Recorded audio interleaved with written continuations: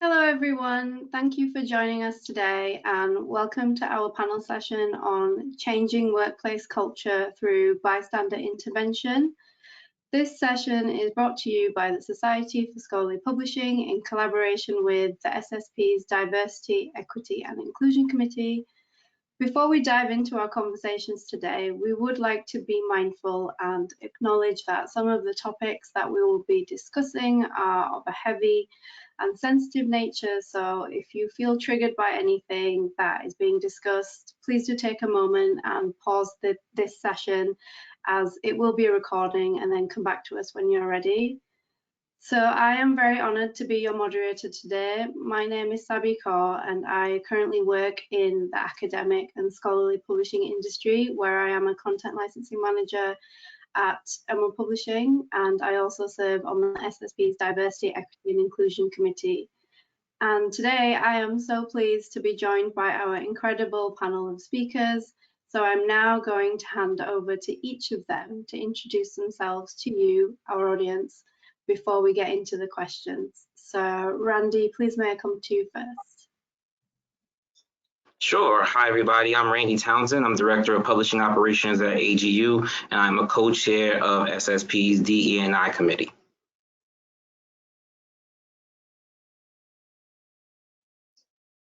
And then Donna Maria, please may I come to you next? Hello, everybody. My name is Donna Maria Blancero. I am the Provost and Vice President of Academic Affairs at Bentley University, which is a private business school in the Boston, Massachusetts area. I'm really delighted to be here to talk about this topic. I hold a PhD from Cornell University. I've been an academic for 30 years. My work has been on D&I widely defined, but also focusing on Latinos and other people of color. More recently, I've been involved in co-chairing a racial justice task force, and it's really been a humbling role. So thank you for inviting me. Thank you, Donna Maria. Scott, may I come to you next? Hello, my name is Scott Solder. I'm the director and founder of the Active Bystander training company based in the UK. We operate in 12 countries and we train staff, students and school children in how to deal with inappropriate behaviour. I'm a specialist in communication. I'm an author in influence and persuasion, and I've been an executive coach for 15 years. And I have a background in national broadcasting. Thank you, Scott. And Diana, please may I come to you next? Yes, hi, it's great to be with all of you today. My name is Diana Giardella, and I am a senior lecturer at MIT Sloan School of Management. And I also have my own consulting business where I go into organizations of all sizes as both an executive coach and also a consultant. And my area of specialty is helping people navigate, helping leaders and team members navigate difficult conversations with a particular focus on conversations that might arise when there is bias, when there is inappropriate behaviors, bullying, harassment, and helping people know how to respond with active bystander interventions and speak up skills. And I also have a background in theater as an actor and have blended some of the work from my background in improvisation to help people use very interactive experiential methods for learning how to respond in those moments. Amazing, thank you, Diana. And finally, Erica, please may I come to you? Sure. My name is Erica Valenti. I am president of Emerald Publishing's North America operations. I've been in scholarly publishing for 15 years and counting, and I'm super happy to be on this panel, so thank you. Amazing, thank you everyone. So let's jump straight into question one. So please can you share what being an active bystander means to you, and what does being an active bystander look, sound and feel like in a workplace setting? So Randy, please may I come to you first? Sure. Thank you so much for that question. An overwhelming number of sexual assaults go unreported. The power dynamic perpetuates fear, fear of embarrassment, fear of ridicule, fear of retribution, fear that an established system will penalize them for being a victim, fear that they will be unwanted and unloved. How many people have locked their true free selves into a box to hide them from the pain and anguish they've experienced? How long will biases and discrimination be comfortable in our meeting spaces? How many George Floyds have never been recorded? Knowing that they're active bystanders means that they are not alone and that I am not alone, that we are supported, that we are wanted, respected, and welcome. Active bystander looks like individual leadership connecting and blending into a wall that protects victims and condemns inappropriate behavior. Thank you, Randy. Donna Maria, please may I come to you next? Thank you. Maybe one of the best parts about this panel is how we're all going to learn from each other. So thank you for that, Randy. I took a different approach, which I think is the beauty of having a panel. For me, being an active bystander means finding effective ways to intervene, whether it's bias, harassment, or bullying in the workplace. And for me, I feel like I'm thinking about the word effective, because for me, it seems like the way to intervene is really dependent on the context. And I'm really thinking about this in a place of business or in a university or other organization. So as the bystander, do I want this to be public? Do I want others to see what I'm doing? Or do I need to speak privately to the person after the fact? Or do I approach the person who's been harmed and speak to them about how they're feeling and ask what they would like? I also think being aware of the power dynamics is absolutely key. There's no question that it can be an uncomfortable feeling to intervene as a bystander. It can be difficult. It can be awkward. I have found it easier to intervene for others than to respond to bias against myself.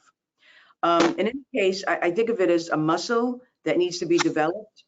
That said, it feels empowering to know that you actually took action appropriately, that's supportive of others, that's ethical, based on your values, and hopefully results in a safer working environment physically or psychologically for others. Thank you, Donna Maria. Scott, may I come to you next? Yes, thanks for that, Donna Maria. And just to follow on, I think quite logically, I mean, for me, I take a slightly different take. Being an active bystander, for me, is doing the absolute opposite of what our human instincts tell us to do, because our response to threat, our response to fear, and our response to aggression is generally to freeze, because that's actually an excellent survival instinct. You know, freezing in the face of adversity means that, you know, the statistics tell you that you're more likely to survive if you freeze when you're in danger rather than do anything. But being an active bystander is about being the opposite to that. Rather than being a passive bystander, is to become active. And that means to do something. And it doesn't really matter what you do. There are techniques that you can use. There are decision-making techniques that you can employ in order to do something other than nothing. And these can vary in different contexts. Doing something as opposed to freezing and talking yourself down from the situation because of self-doubt, which is again very understandable, is the key to being an active bystander. And if you are that person, you will contribute to actually being part of a greater critical mass of intervention. So doing your bit is absolutely essential. And if you can then get others to become active bystanders too, then we eventually reach a tipping point where what used to be tolerated can no longer be. Thank you, Scott. Diana, please may I come to you next?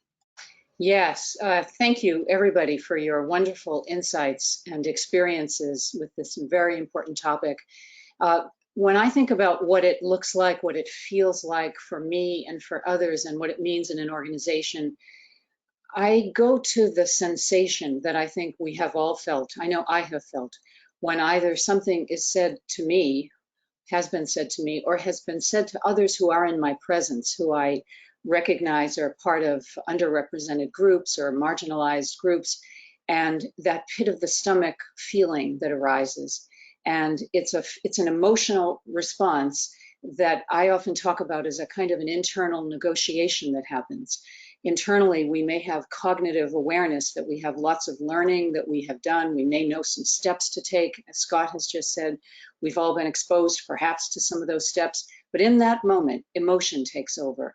And there are hormonal stress reactions. There's biochemistry intervening with our cognitive awareness. And we're saying to ourselves internally, I know I should say something. Or should I say something? There's a flood of questions all happening in a split second, and the emotion can be very high. People can feel overwhelmed. So choosing to be active in that moment, and it is a choice, it is a reflex that we have to develop. As Donna Maria has said, it is a muscle. I strongly feel it's like going to the gym and working out that muscle group. And there are going to be moments when we respond and it will sound like we're saying something aloud that doesn't quite match what we wish we had said internally. And then there will be moments where the sound of it really does feel like it was contributing in a helpful way. But either way, it isn't about being perfect. It's about trying to say or do something. And we always have a chance to get better at it. And the more we practice, it takes incredible practice to do this.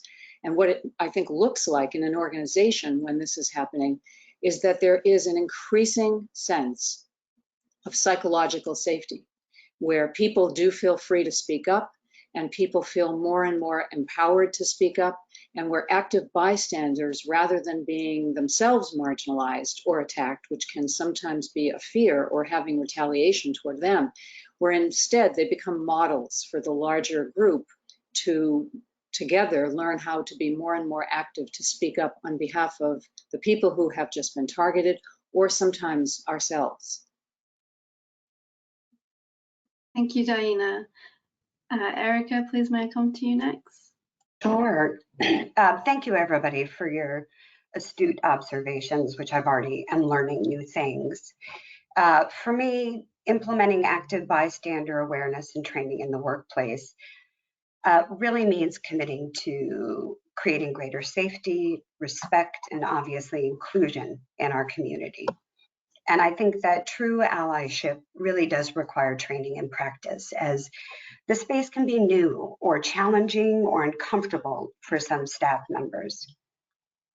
You know, every one of us is a bystander at some point in time.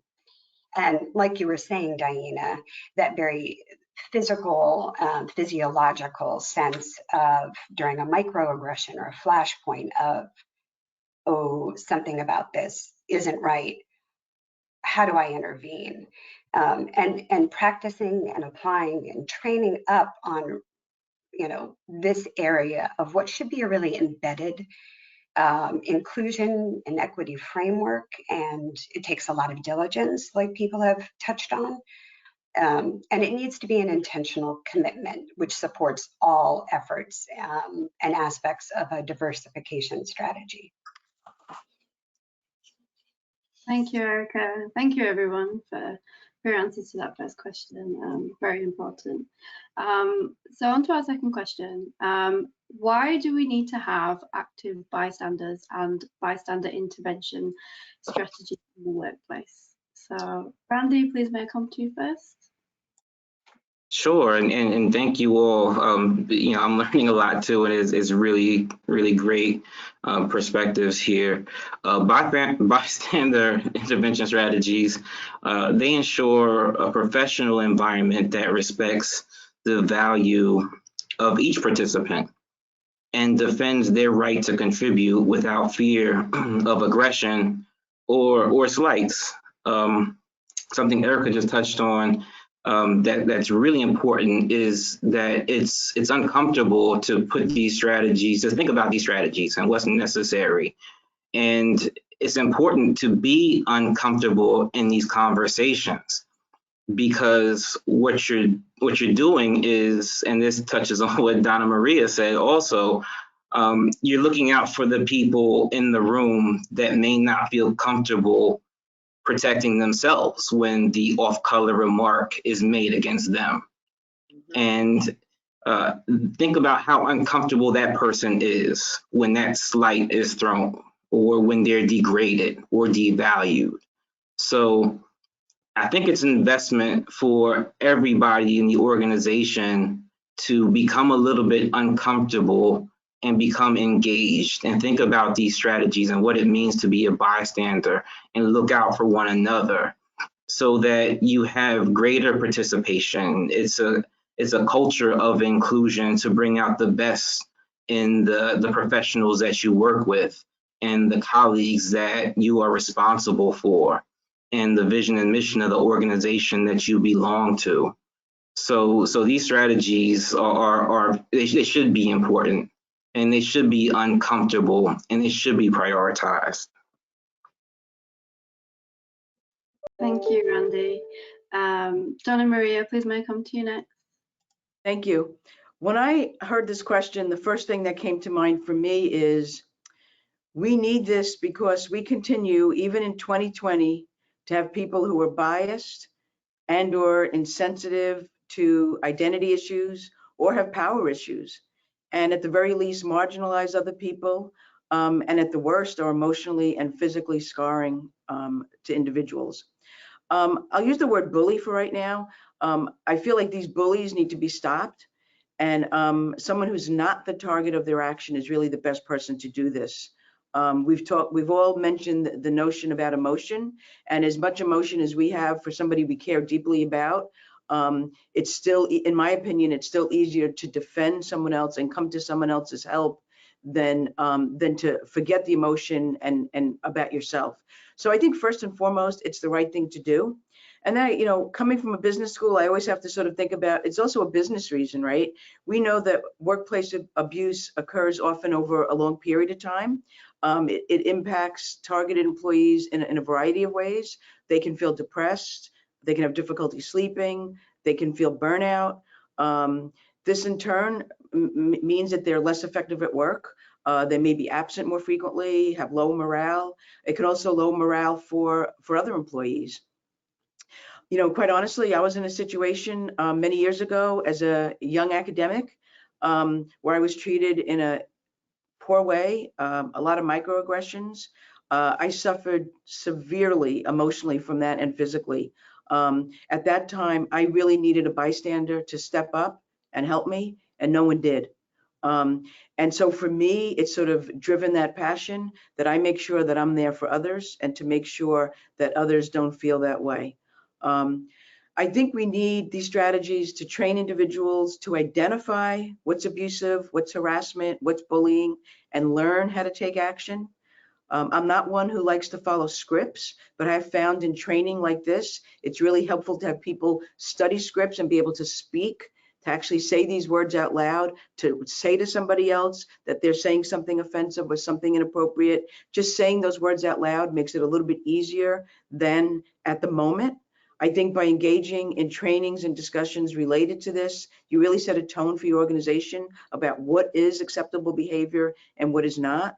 I think providing individuals some space to come together and have conversations about what promotes a healthy culture can really make a difference. Thank you, Donna Maria, and thank you for sharing that experience with us. Scott, may I come to you next, please? Sure. I mean, I think the best way to answer that question from my perspective is to think of it as a health and safety issue. You will have health and safety guidelines and interventions in a workplace. Take a construction site where health and safety is of paramount importance. The reason you have health and safety there is because it's in the human nature to take shortcuts. And so if you leave a construction site to its own devices, people will naturally start taking shortcuts. They'll naturally take the odd risk because we're risk takers as a species. And if you leave it, that becomes normalized. And so this risk taking just becomes, it's almost like it gathers momentum as it goes. And you take one risk and you get away with it.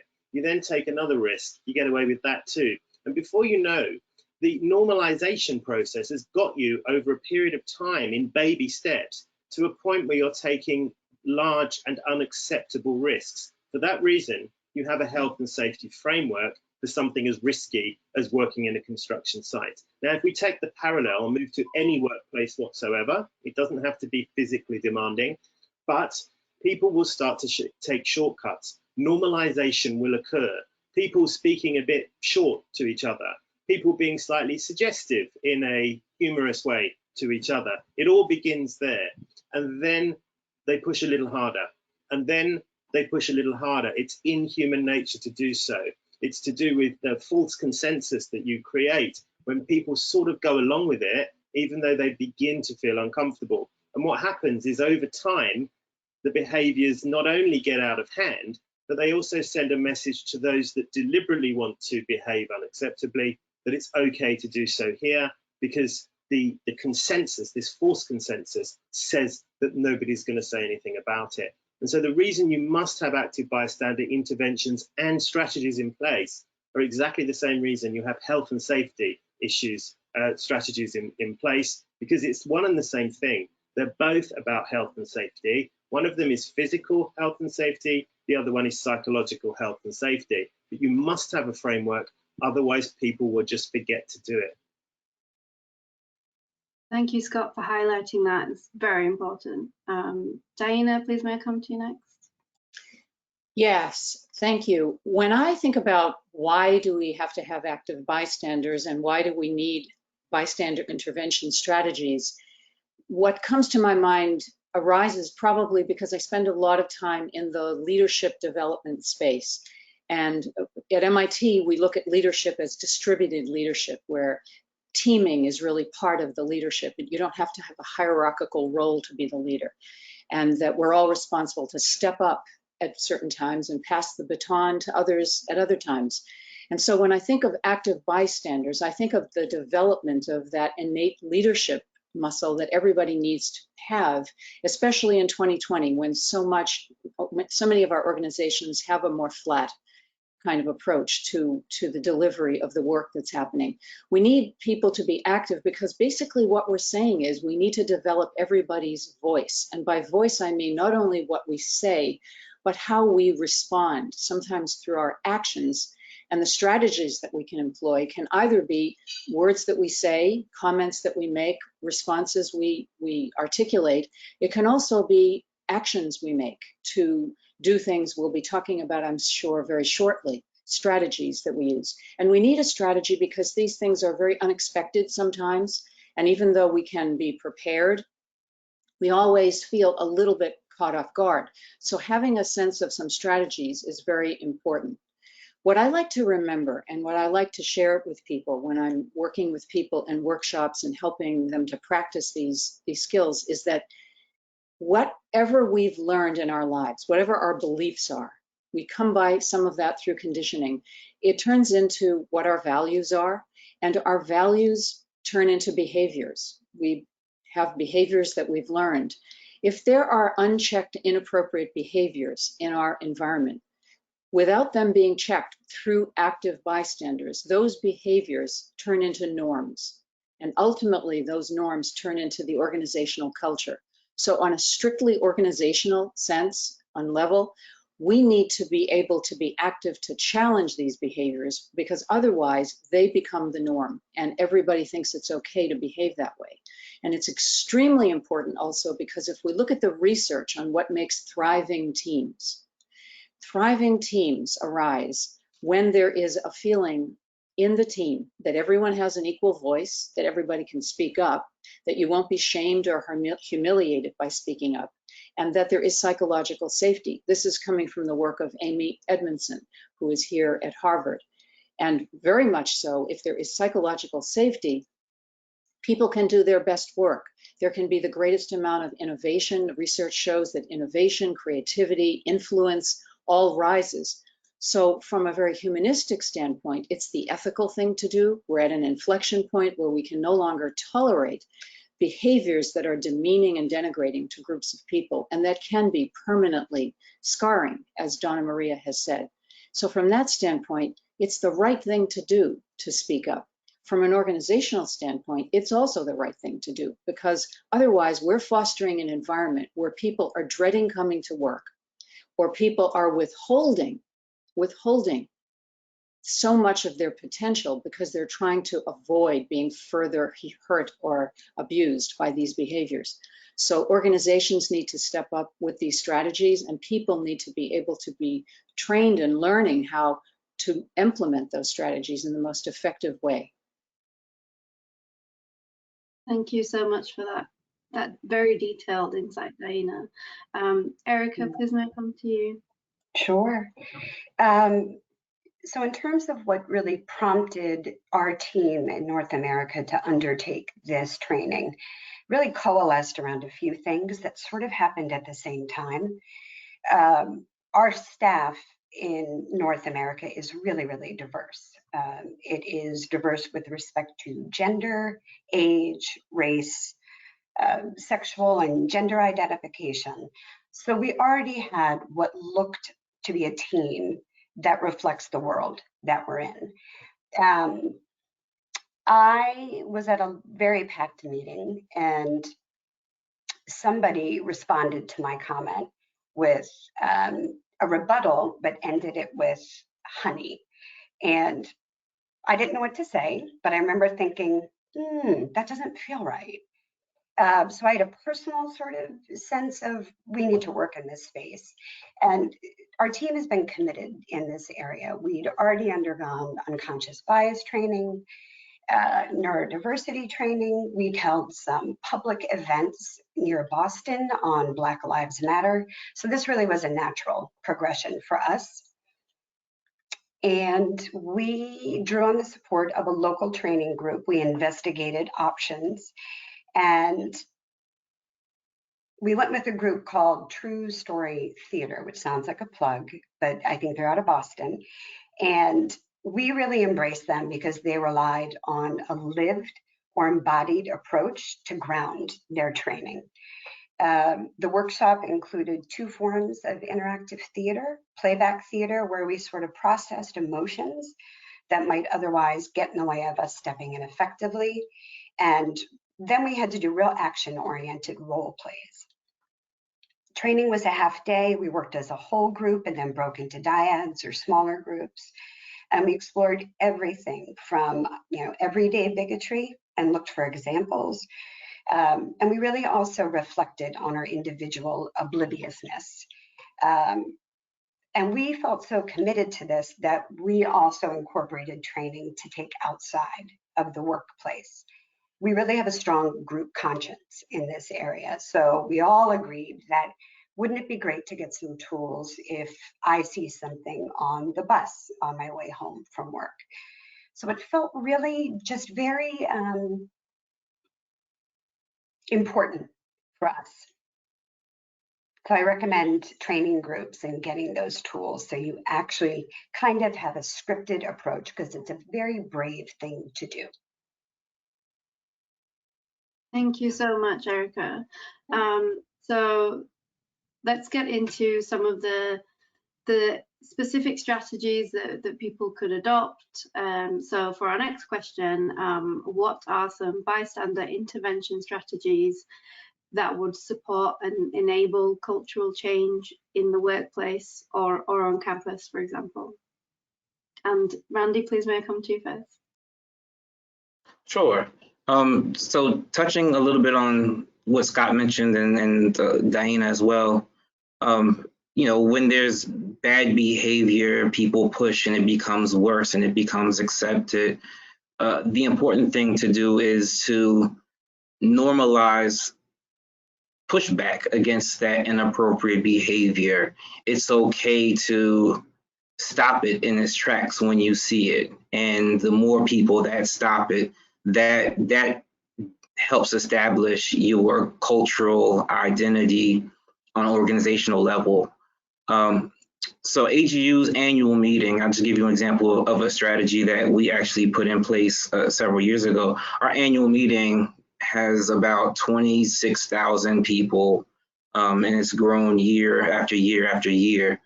And we think about the people. AGU has defined as a form of official scientific misconduct, bullying, discrimination, intimidation, those are, and harassment. Those are all considered scientific misconduct. So we're not just protecting and defending the integrity of the research, we're defending and protecting the integrity of the researcher. And thinking about 26,000 people converging into our annual meeting, we had a lot of considerations. How do we protect all of these people? How do we make them feel safe, particularly when so many incidences go unreported for various reasons? So similar to Erica, we were in a big meeting room with a lot of leaders, a lot of members, some consultants talking about the different things that we can employ. And there were some good ideas that were thrown around. And the question came up, or it was posed, we in this room cannot possibly police the entire 26,000 people. We need to get more people involved. We need to get the community engaged. We need to present social media, get them active, get people talking about the correct behavior, what our expectations are, respecting each other. And we came up with a concept which we now call Safe AGU. And you'll see people at our conferences wearing these big green buttons that say Safe AGU. And those people have been specifically trained as bystanders. As a person, these buttons identify them as a person to go to if you have been slighted, if you have been harassed, if you have been made to feel uncomfortable about something. And then there's a communication protocol in place. So if somebody's wearing that button and someone comes to them and reports something, they have a mechanism to report that so that the proper people come to respond. And the person is taken to a safe space. And they're able to be comfortable to talk about what happened. It's evaluated, and the correct people can make a determination on what the next steps are. But the most important thing, we have this training every year, and it's been adopted by a few other organizations. Ocean Sciences has Safe OSM for Ocean Sciences, their meeting. So it's been replicated, and it can be done over and over again. Each year, in order to wear that button, you have to have training prior to the annual meeting or any AGU-related activity. So, making these strategies available and thinking about how you can get the community involved. You volunteer to take this training. You volunteer to wear that button.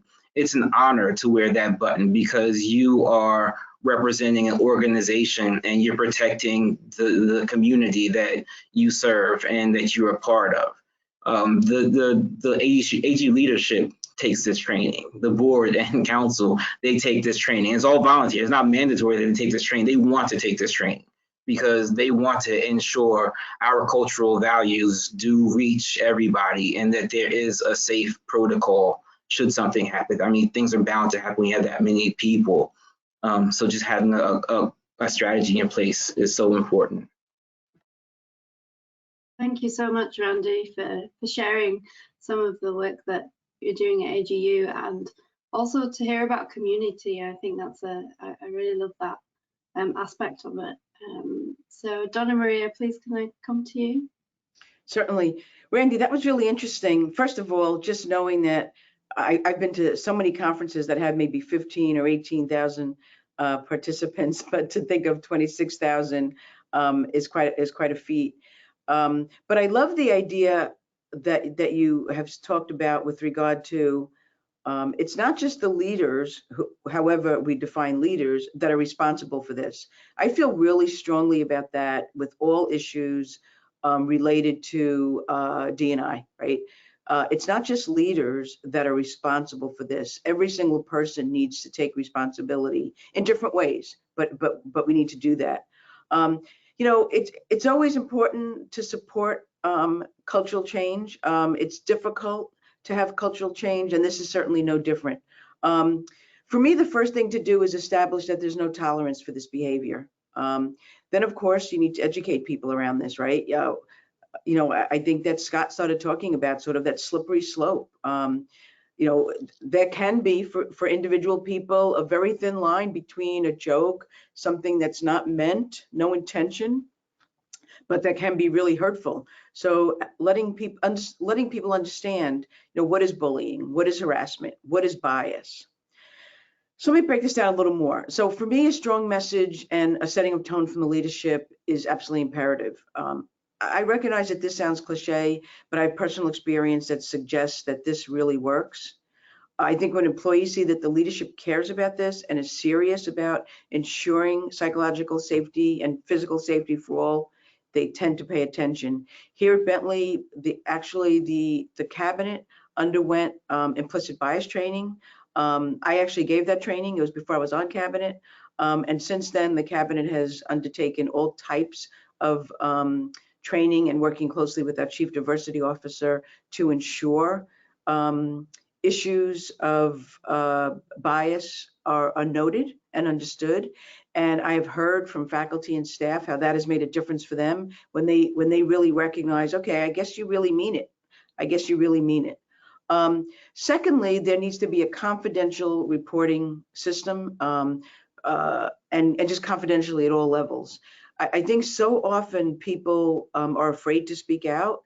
I consider myself to be a very strong woman. For those of you that don't pick up on my accent, I'm from Brooklyn. We identify as strong people, but I can tell you it can be really difficult to speak out. I once again want to talk about power dynamics. It's easy to think, why didn't she say something? Or why didn't they realize they didn't have to be in that situation? Or we may think, why didn't they just tell someone? It's hard. You begin to question whether you misunderstood something. Are you overly sensitive about this?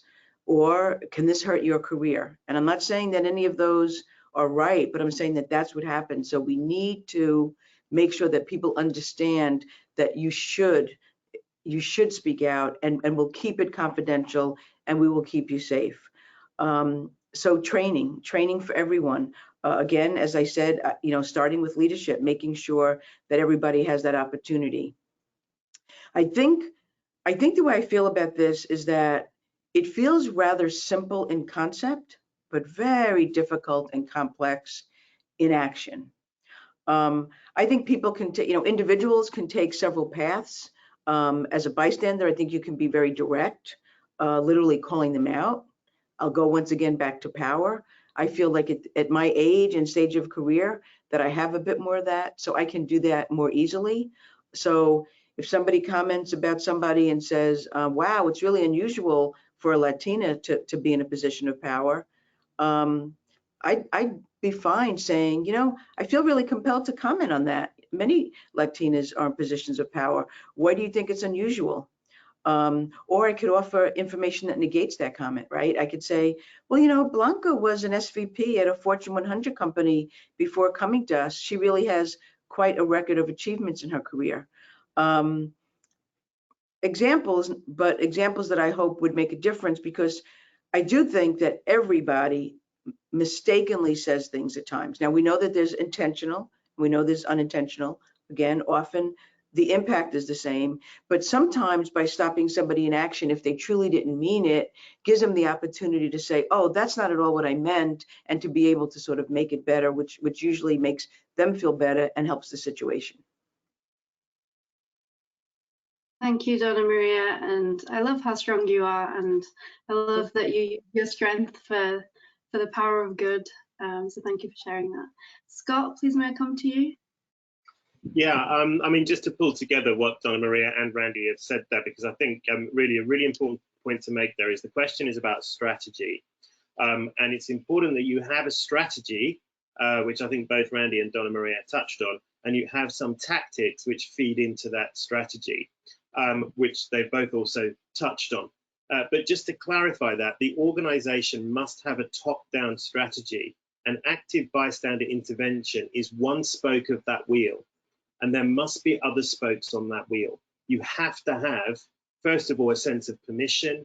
You have to have a sense that it's coming from the top, as Donna Maria just said, because I mean, we do not run a single training session unless we have a photograph of either the boss or someone on the executive board and a quote from them saying why this training is important, because it's really important that people feel that they have the backing of the organization from the mothership. It's not just some sort of sideshow by the HR team to look good, because people won't feel like they are supported. They will think that if they do this, they might be hung out to dry. You've got to have the implicit message that you can go knocking on the door of the dean, as we would say in the UK, or the provost, or the head of the organization, and say, listen, I attended one of those sessions. I'm putting it into practice, and this organization has let me down. You have to feel like you can knock on the boss's door and complain if they don't do what they said they would do. So you've got to have the strategy. You've got to have other spokes to the wheel. There should be a proper whistleblowing facility, and I would always recommend that you hire that in externally so that it isn't provided from the an internal department. There are companies you can buy in who will look after your whistleblowing, and that means nobody knows anybody, and it means that there are proper protocols whereby you can raise the alarm if you wish to with someone in another organization who you don't know. They then have special ways of reporting that back to you as a client, and that works really, really well. You also have to have a sense of permission across the piece. One thing we always recommend is that anyone who's been on bystander training that we run, there are posters up in their area saying this is an active bystander zone. And what that means is if you put a foot out of line in this zone, someone may well pick you up on it. So just watch out. You have to have this sense there are superheroes wandering around the place, and that Spider-Man's going to swoop any minute if you behave like Dr. Octopus. So that aside, you also have to have specific tactics which then feed into these strategies, and that is the ability to speak up. And one of the things that I always recommend is, look, if you're going to have bystander training, if you're going to use the words active bystander, then one of the best things you can use are those words. If you're going to intervene, you just say, listen, I'm going to be an active bystander here. I'm just going to say that isn't quite right for me. In the same way as that example that Donna Maria just gave, the person saying, oh, it's funny having a Latina in a senior position like that. You could say, hey, you know what, have you been on the active bystander training? I have, and I'm just going to be one there because that jarred when you said that, and I'd like to tell you why. And that gives you permission to speak in a way that lots of other things just don't. Just give yourself permission, put a headline in place saying, okay, active bystander time. If everyone knows what that is, then actually everyone is able not only to speak as an active bystander, but you are compelled to listen if it's become a thing in your organization. So I would, just to summarize that, I really think you've got to have strategies that the tactics feed into, and the strategies have to be, I think, quite broad. It's no good just saying, oh, we need to improve the culture of an organization. We just put everyone on bystander training. That won't work. Bystander training is part of it, but you've got to have a big piece too. Thank you, Scott. That's really great. And I'm just thinking of the kind of the analogy that it takes a village. It really does take a village to get behind genuine commitment to making a difference and making a positive change. So thank you. Diana, please may I come to you?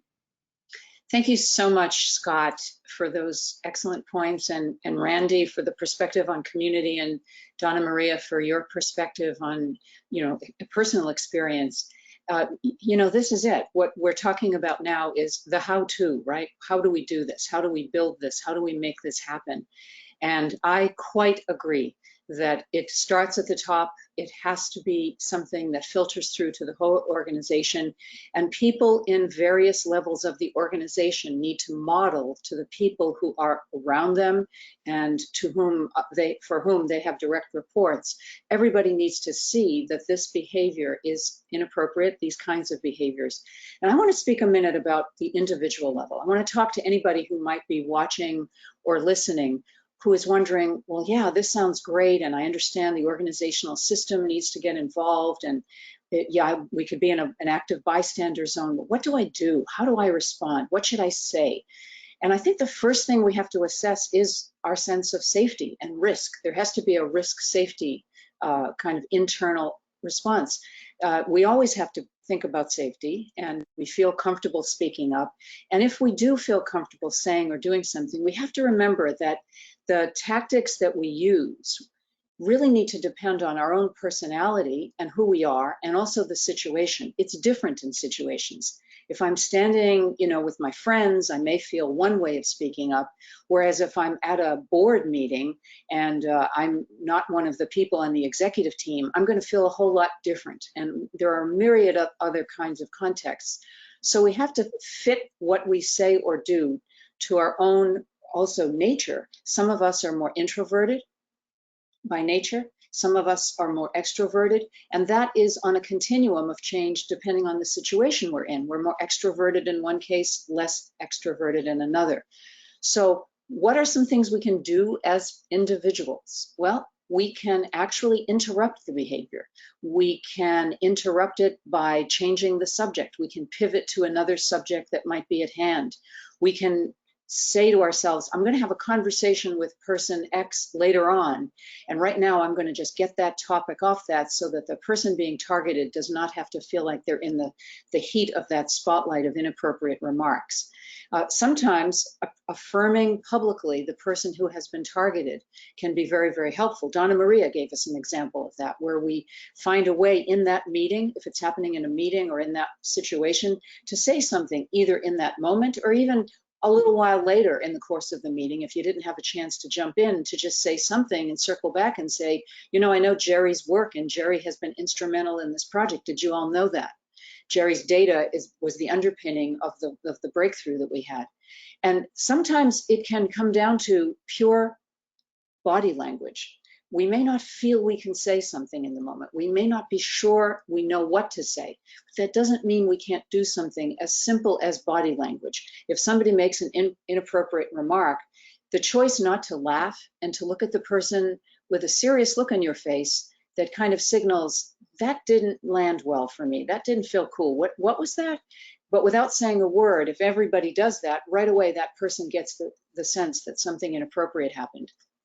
And sometimes we need to actually repeat back what we heard, as Scott was saying, and say, I think I heard you say something, XYZ.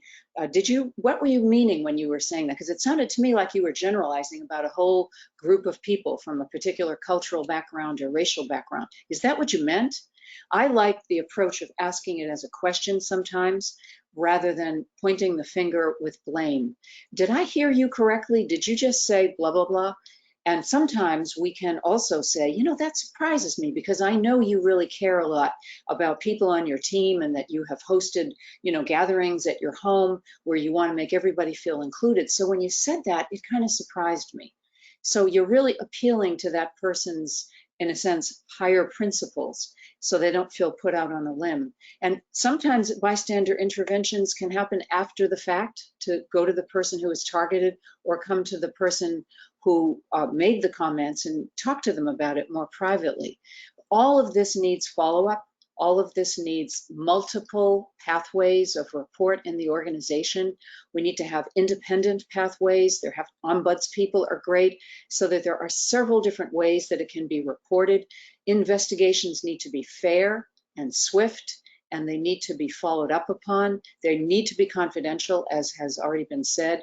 And there needs to be a sense that managers are invested, supervisors are invested, people who are at every level of the organization are invested. Don't wait for somebody else to say or do something to follow up. Realize that in that moment, we are all leaders.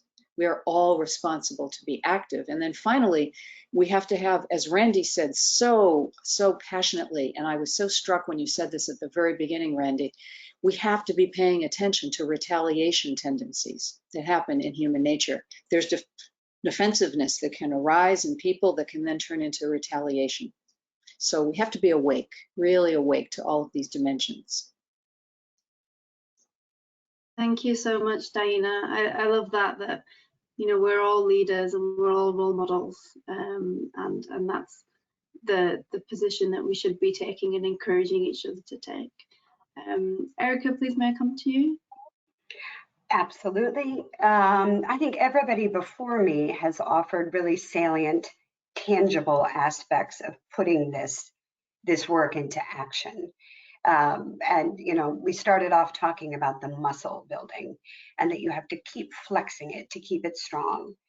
I think then you sort of arrive at a memory muscle, which is the goal, if you will, which is you can quickly assess, do I intervene? Do I restate a question? Do I take it offline and then approach that person? These are all really important aspects that fuel a really good bystander strategy. And there's nothing worse than those small pieces that seem a bit, just smaller pieces of transgressions that can build up. I think we've all probably been employed at a place where it ultimately becomes really toxic, and there is an implicit condoning of that sort of behavior that can really erode your feeling as a worker and showing up for 8 hours a day. A piece that is important for me and hopefully for the team I'm lucky enough to work with is regularly reflecting on your own position of privilege. I think that work keeps the muscles flexed in a different way. And that's the hard work, is really having to look deep and be like, wow, I'm definitely afoul of this. It's something that is, you know, reflects the framework I was brought up in, but you have to stop on those. So that's it. Thank you, Erica. No, I think that's so important for people to be able to recognize when they are in a toxic environment, or if they are adding to that toxic environment, and kind of there being a no judgment scenario, because we're all learning. So yeah, so thank you for that. So stepping into our fourth question, is thinking about current scenarios, climates that we're living in. So given the current global pandemic and the move to digital and remote working, how can we use bystander intervention strategies to create safe spaces online? So Randy, may I come to you first, please? Sure. I really like this analogy about muscle memory, so I'm going to take it a little bit further, and you know, in the context of working these muscles and training and working out, you need sometimes a spotter. You need somebody that can give you that those extra words of encouragement to help you push it a little bit further, to help you strengthen those muscles, to make sure you're targeting the right muscles. And that comes in various forms of training, similar to what Scott does, I'm sure, you know, going out and having these workshops. Years ago at AGU, we had something called the speed of trust, and every staff member kind of what that meant, and all the different resources related to the speed of trust. In this digital virtual environment that we're living in, these strategies really have an opportunity to strengthen and grow with trust. You need trust first at the center of all of the activities you're trying to do. And that means that I need to be able to trust my leadership, that they will support me if I bring a concern to them, and that they value me enough to trust that what I bring to them is valid and important, that it needs consideration. And my staff needs to be able to trust that they can bring sensitive information to me without it necessarily being compromised. You know, I'm not going to go email everybody and tell them the latest rumor that I just heard or the incident, but that will safeguard their confidence and take the appropriate steps. So it starts with trust, and it extends into communication. Communication, we know, isn't a one-way street. It's not a two-way street. It's circular, right? It's cyclical. It goes back and forth, and that dialogue needs to be open. And staff needs to know that if anything happens at any time, that they can be comfortable coming to the appropriate people to have the appropriate actions take place.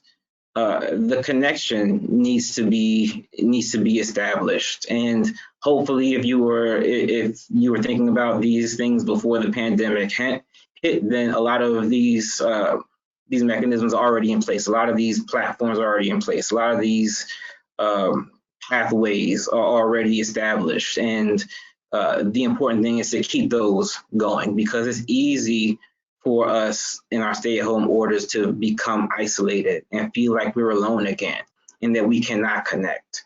So if you've established those relationships, then it's easier for someone to send you a Skype or an IM or a text message, however they can connect to you. It's easier for that to happen.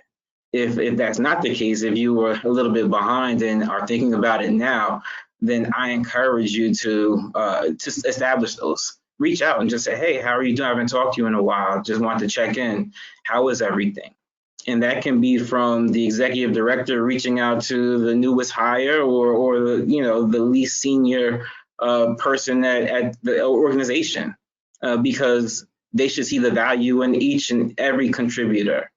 And it sends a strong signal when that personal connection is there, that they value their investment and contributions to the organization. AGU, before the pandemic hit, actually, we put together best practices for inclusive remote meetings. And I'll just kind of sum it up. There's a lot of recommendations there. If you go to the ethics and equity website that we have, there's a lot of resources there. But one thing that really stood out to me in this particular resource is that when you're having a remote meeting and there's decision making that's occurring, have the least senior person be invited to be the first person to share their ideas. That demonstrates their value, and they feel it. They recognize that they may not feel comfortable being in that call. They may be like they're faking it to make it, but it shows that they are valuable, and it lets everybody else on the call pay attention to this person. They are there. They're not just somebody in the background. They are an equal contributor, and it brings value. So those are just some of my thoughts on the pandemic. Thank you so much, Randy, on sharing the importance of having transparency, trust, and connection. Donna Maria, please may I come to you? Certainly. Randy, that was really helpful. I hadn't been thinking in that vein, but as you were speaking, I found myself really agreeing, in particular around how now being remote and potentially feeling isolated can make a lot of people feel like they can act a certain way because it's a screen, right? We see it in road rage, we see it in cyberbullying. So thank you for that. It's really a good reminder. I have to say, in a light moment for right now, Scott, you really made me smile when you talked about the superheroes, because I just finished binge watching The Umbrella Academy, and it made me immediately think, okay, who would I be? And I'd be Allison. For those of that don't know, this woman, Allison, has a power that if she says, I heard a rumor that, whatever follows that happens. So wouldn't it be delightful to be able to say to somebody, I heard a rumor that you weren't biased, and that would just stop it. It's a fantasy, granted it's a fantasy, but I think sometimes we need those to move forward. So I thought about this in a slightly different way. I thought about how certainly being remote adds complexity to the situation, but I also thought about the fact that it might be easier to spot issues of bias or bullying because it's right there in front of you, and you can maybe reflect a bit more. I'm sure I'm not the only one at many meetings that's multitasking. And so it might actually allow you to sort of reflect and be like, I can't believe she just said that. I want to fall back on the fact that people need someone to go to. I love the idea that Scott said about somebody remote. I thought about that as well. Excuse me, not remote, external. I think that's really key.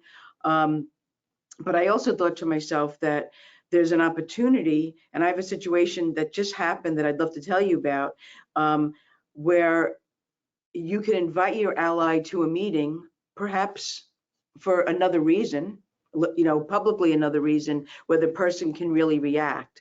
So I had a situation where somebody recently came to me. It was she perceived it as a gender issue, where a male colleague continued to really belittle her in front of her, in emails, in Zoom calls, taking her work as his own. And she was really upset. So I listened to her. Of course, I was never physically present, but I asked to be invited to the next meeting. And at that next meeting, what I did was I sort of listened, and then I said, I just really have to make a comment. And I talked about this woman and said, I just can't believe the kind of work that she's been able to produce in the past few weeks. I've had several meetings with her. And then I even mentioned the actual stealing of ideas, as you know, several months ago, she came to me with this idea. I am delighted that she's convinced the rest of this group to use this.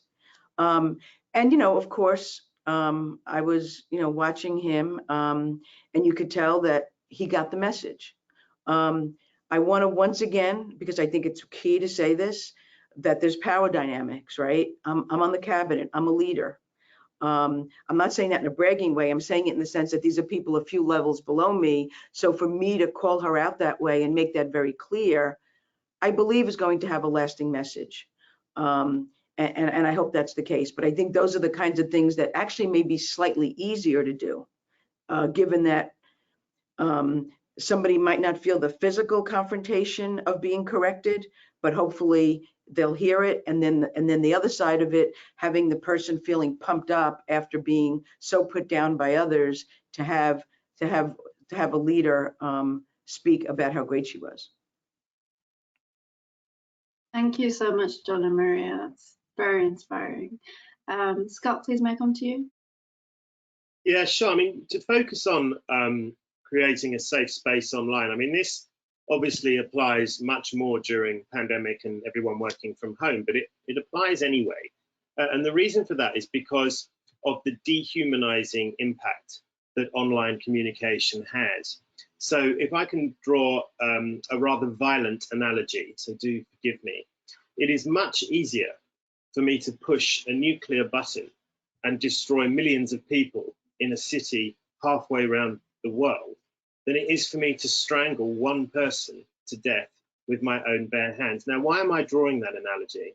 I'm drawing it because the more distance you have, the easier it is to be bad towards other humans, right? So if you dehumanize and put distance in place, it's much easier to be rude, to victimize people, to bully people, or even to be, you know, sexually inappropriate with people. Now that, an example for that is, for example, email communication. Now we communicate by email all the time, whether we're working from home or not. But the point is that I can find it really tempting to get inside one of those ding dongs on email. You know, it really fires you up, and you get all geared up and you send off that aggressive email. We've all done it. You know, we're not perfect, right? You send the aggressive email off, you immediately regret it, well, after about 10 seconds, once the reward center in your brain has finally closed itself down again, and you regret it, and you look for the unsend button, it's not there, and so you then really wish you hadn't done it. And my advice always to people that I, you know, talk to or train or coach is, when you get tempted to send that hostile email, just step away from that keyboard, get away from the keyboard, and pick the phone up so you can hear their voice, or if you can, go and see them so that you can hear their voice and see their face. Because if you're breathing the same air, if you are feeling the same temperature around you, and if you are subconsciously probably or hopefully smelling them, the point is that it's really difficult to be mean to them. And so actually try to humanize as much as possible. Step out of the email and get talking. If, for example, you're on a Zoom or a Microsoft Teams or a remote video call, if you feel things can get out of hand, because I'm sorry to say, but the people that deliberately behave inappropriately will sometimes use the shortcomings of electronic communication to hide behind them. If you're in that situation, excuse me, just don't try to interrupt. Don't try to sort of crash in and save the situation, because they're hiding behind those electronic shortcomings. But one really good technique is just to say, let's say it was, I don't know, Randy that had just been victimized and I was in this call. I would say, Randy, I'm going to give you a quick call after this, okay? And that's all I'm doing. I'm telling him I'm going to call him, but I'm making sure that you can all hear me say that. And that way, none of you know what I'm going to say, but the point is I have called that out and I've said that I'm going to deal with that later. So where possible, step out of the medium that you're in and move into another medium in order to continue whatever is going on. And that way you can really create this safe space online, because it's easy to suspend your disbelief and think that the only space is online at the moment. That isn't true. We are choosing to communicate with each other online, but we still have the ability to write to each other or to pick the phone up if we need to. And we can use those other dimensions if we need to neutralize any toxic behavior. And one thing that I just want to stress, and this is something that Diana said earlier, which I really, it's so important to me, is that, it's no good talking about when you should intervene or when you should try to call somebody out. You absolutely need to know how to do that. Otherwise, people just get stuck. They feel a sense of permission, but they don't know the techniques. Diana, I like your technique there about asking questions. Did I hear that? Sorry, what did you mean by that? Another one is, if there's a joke that people think they can get away with on a Zoom call because you can't come back quickly enough because, again, of the shortcomings, you might just want to say, listen, I didn't get that joke. I'll give you a call later and get you to explain it. Again, if someone's making inappropriate jokes, the best way to respond is to pretend you don't understand. It just say, I don't get it, and then make them tell it again, and then say, I still don't get it, and then make them tell it. Eventually, they'll have to tell it so many times that they have to explicitly say the point that they're implicitly trying to make, and they embarrass themselves out of it. Techniques are hugely important, and you need to know how to be assertive. And there are some really, really cool assertiveness techniques, one of which is asking questions. But there are many, many others that we help people with, so that you really feel like you've got a toolbox as well as permission to intervene. Thank you so much, Scott.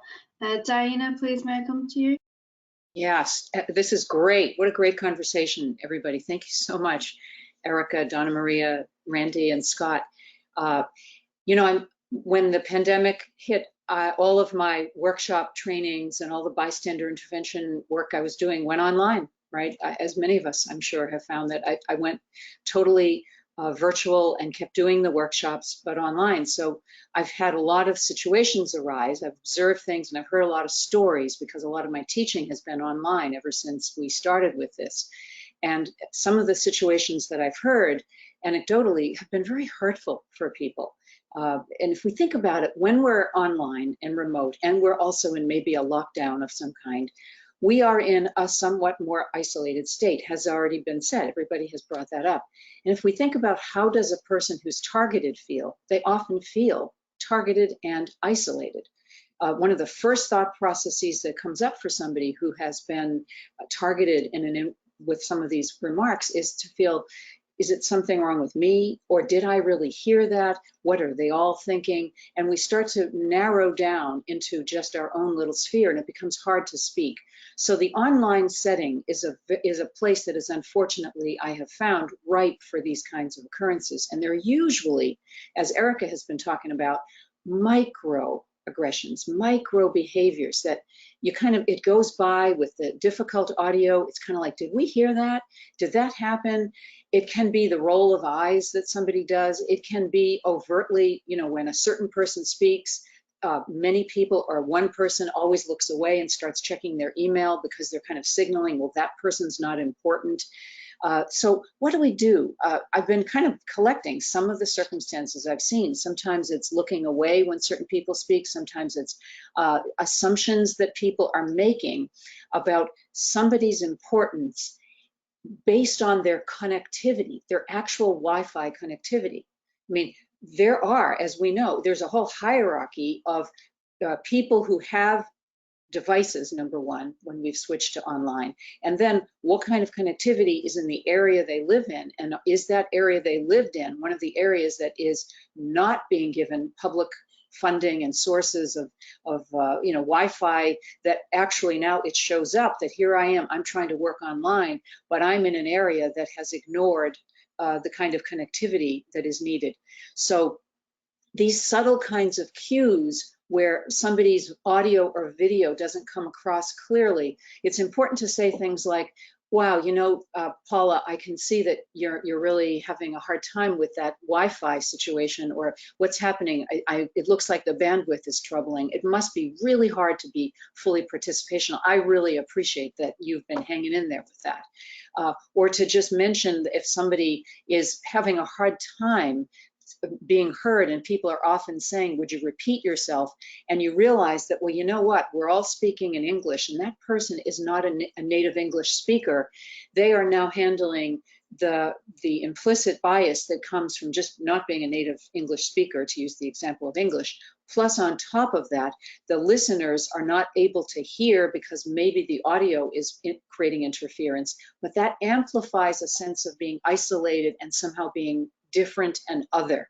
So to say things like, you know what, I wasn't sure I quite captured that, and I'm sure that even my audio is really off. I've been struggling with that. I'm dealing with some static. To make that person feel like the burden isn't just on them, right? And that they are not the problem that has to now be fixed because they have the deficiency. Because ultimately what this all brings up is a sense of deficiency. I'm not the right race. I'm not the right sexual orientation. I don't have the right skin color. And now I don't have the right audio or visual means to be connected in this meeting. And we also have to be aware that the tension that people are feeling in online work and in remote work often makes people feel nervous and anxious. There is a high degree of anxiety happening right now. It's being studied. People are highly anxious, and anger is underneath anxiety. There's a frustration, and then there's despair. We have to think about that. There's people feeling very depressed. So sometimes people are cracking jokes, I have noticed. People are saying things that may make fun of somebody's background, for example, in Zoom. You know, like for example, in my case, I don't use the virtual background because when I do, it distorts my body, my head. It looks kind of weird, right? So I choose to have my own home, as I see all of the people on this call right now are doing. Well, sometimes people feel that they're very exposed in their home environment. And so jokes that are made, I've heard recently it happened where somebody was online. She was clearly in a room that was probably her best Wi-Fi connectivity. And somebody said, oh, is that your bed? Did you just jump out of bed to come to this meeting? Wow. And she felt so humiliated and so put down. And I wondered to myself, would they have said the same thing if that was the manager in that meeting? She was in a lower authority status, of going back to Donna Maria's point. So we have to really be aware of how people are behaving and what we're observing. And finally, who are the invisible people and the non-speakers on the call? And if nobody is noticing that, you know, John is barely saying anything and it's a pattern, it's up to everybody to pull John into that conversation and to highlight his involvement in some way. And I love your idea, Randy, about having the person with the lowest hierarchical status be the one who speaks first. That's great. And we also have to be aware of, well, who isn't speaking as much and who is speaking too much. So those are just a few of the strategies that I've been looking at in this new world we're living in. Thank you, Diana. And Erica, please may I come to you? Sure, really helpful observations and lots for me to think about. I think that online settings are ripe for hostility for a lot of the reasons people have already mentioned. It's very easy to miss cues that you might normally see in person. And I think the strategies that our team has learned and developed translate seamlessly to the virtual new norm. But I have to say, recently, I really had to assess my own place of privilege in the new virtual connectivity space.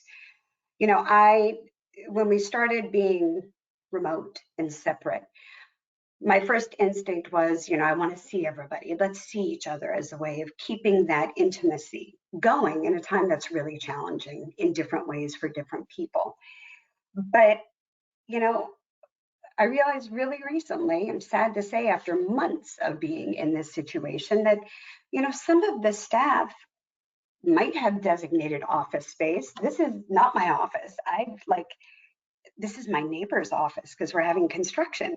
But some people might be in a bathroom in the car, looking for different places that are quiet. And all of a sudden I realized, oh no, I'm doing privilege in action. You know, I'm making assumptions about class. I'm making assumptions about cultural norms where people actually, as part of their culture, might not be comfortable having strangers into their home. And I need, you know, I need to write to the team and very candidly say, we're going to discuss this, but I will no longer say, please turn your camera on. It will become, if you're comfortable, please share your camera. But you have to put that safety out there. Otherwise, it's a space that could be extra complicated in an already really complicated world. Thank you so much, Erica.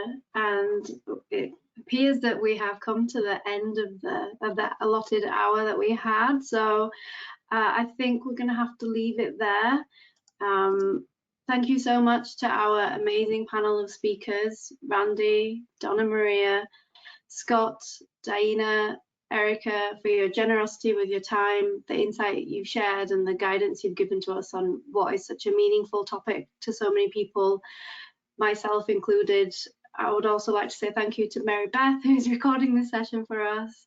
And thank you to our audience. We hope that you find our conversation today to be supportive, clear, valuable in terms of offering you guidance on how to create and sustain meaningful change in your workplace cultures through bystander intervention awareness and techniques. This is such an important topic for enabling diversity, equity and inclusion in our workplaces and communities, and also for our wellness and well-being. So please do keep talking, keep sharing and keep supporting each other so that we can all work towards progressive and meaningful changes in our industries. So thank you all again, and we're sending everyone who is watching our very best wishes. Please do take care, and that's goodbye from us.